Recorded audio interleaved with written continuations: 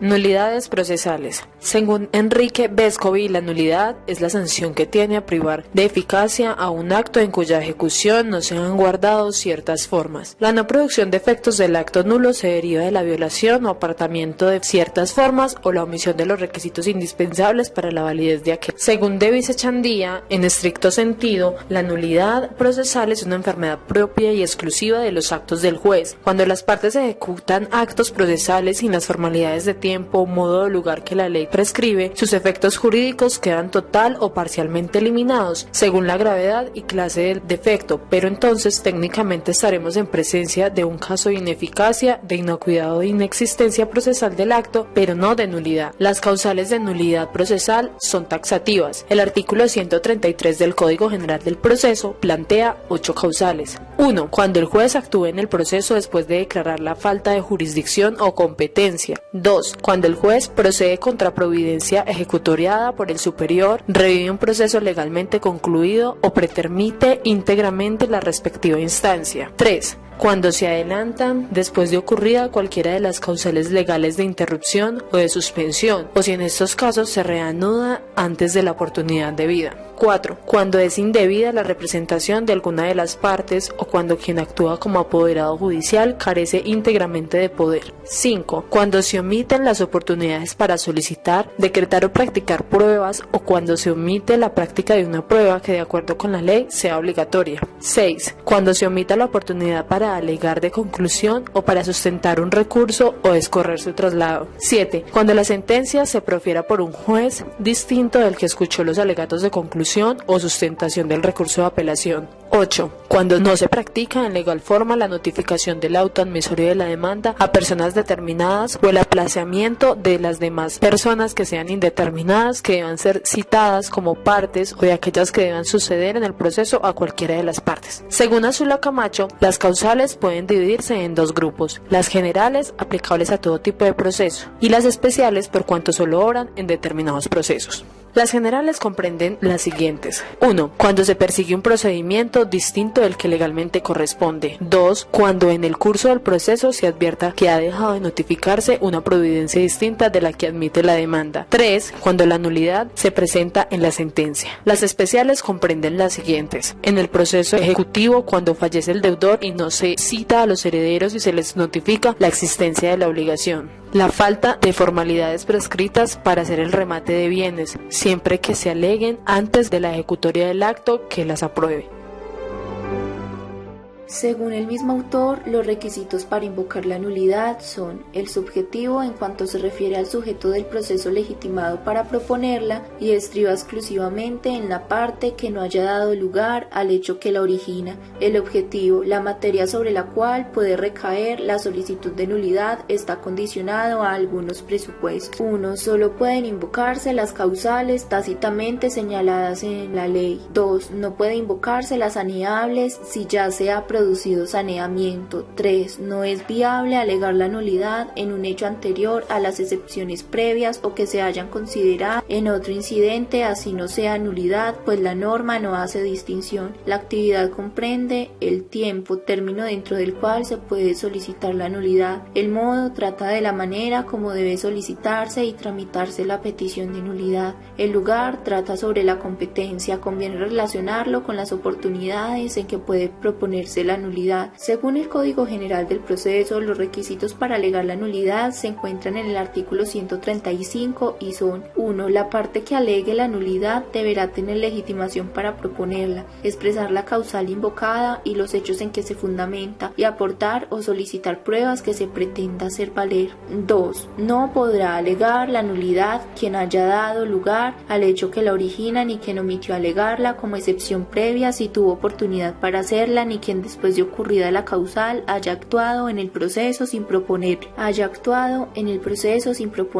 3. La nulidad por indebida representación, por falta de notificación o emplazamiento solo podrá ser alegada por la persona afectada. 4. El juez rechazará de plano la solicitud de nulidad que funde en causal distinta de las determinadas en el capítulo 2 de nulidades procesales en el Código General del Proceso o hechos que pudieron alegarse como excepciones previas, o la que se propone imponga después de saneada por quien carezca de legitimación. Devise Chandía clasifica las nulidades de la siguiente manera: a. Nulidades expresas e implícitas. Si bien es indispensable limitar la nulidad a vicios esenciales, cuando el legislador no los contempla taxativamente, debía aceptarse que los casos señalados en la ley no son los únicos y que el remedio debe ser igual cuando se incurra en otros vicios de similar importancia. B. Nulidades saneables e insaneables. Se determina según que pueda invalidarse o ratificarse la actuación por la simple manifestación de las partes o su silencio, o que por el contrario ese remedio resulte improcedente. La economía procesal aconseja extender el saneamiento de la nulidad a la mayor cantidad de los casos y por lo tanto, salvo disposición legal en contrario, debe considerarse como la regla general. C. Nulidades absolutas y relativas. Se refieren a que el juez puede o no declararlas de oficio. D. Nulidades totales y parciales. Las primeras afectan la totalidad del proceso y la segunda solo una parte del mismo o de un determinado acto.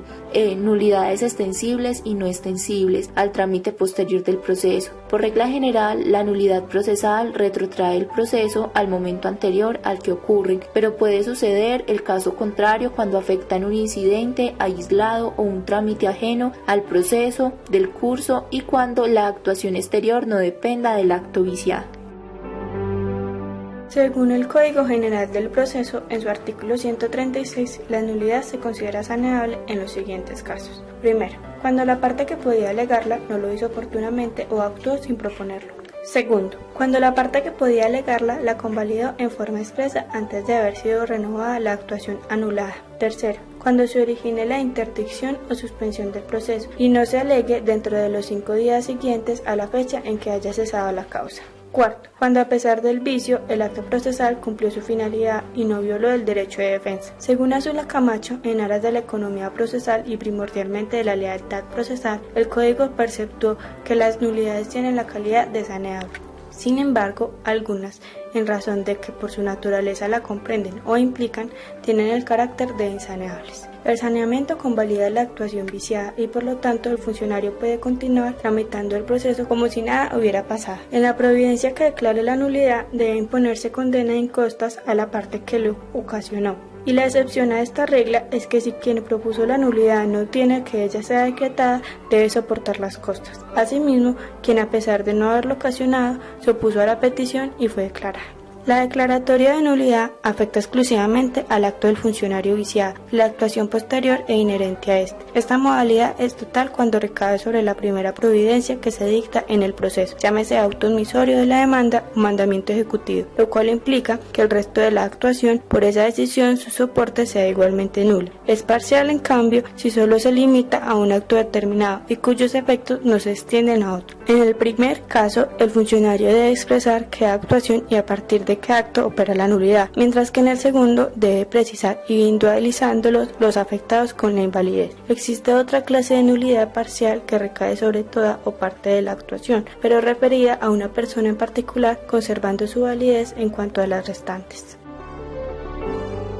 Según Azula Camacho, la recurribilidad de la providencia que se pronuncia sobre la nulidad depende de la naturaleza de ella. De esta se presentan las siguientes modalidades. Primero, la que se pronuncia sobre la nulidad, sea para acogerla o negarla, como consecuencia del incidente propuesto por la parte interesada o de oficio por el juez, es susceptible de apelación que se surte en el suspensivo si la declara o en el devolutorio si la niega. Sin embargo, cuando el incidente o la declaratoria directa de oficio se produce en el curso de la segunda instancia, como la decisión le corresponde en el caso de un tribunal al ponente, procede o es susceptible del recurso de súplica. Si le corresponde a un juzgado de circuito, es irrecurrible. Segundo, cuando la nulidad se invoca como excepción en el proceso ejecutivo, como la providencia que la decide es una sentencia, contra ella es viable solamente la apelación en el efecto suspensivo, cualquiera que sea el sentido del pronunciamiento. Tercero, si la nulidad se propone como causal de casación o revisión, por ser los últimos recursos, no son susceptibles ya de ningún otro. Según Enrique Vescovi, los principios que rigen la nulidad son: primero, el principio de legalidad. No hay nulidad sin ley,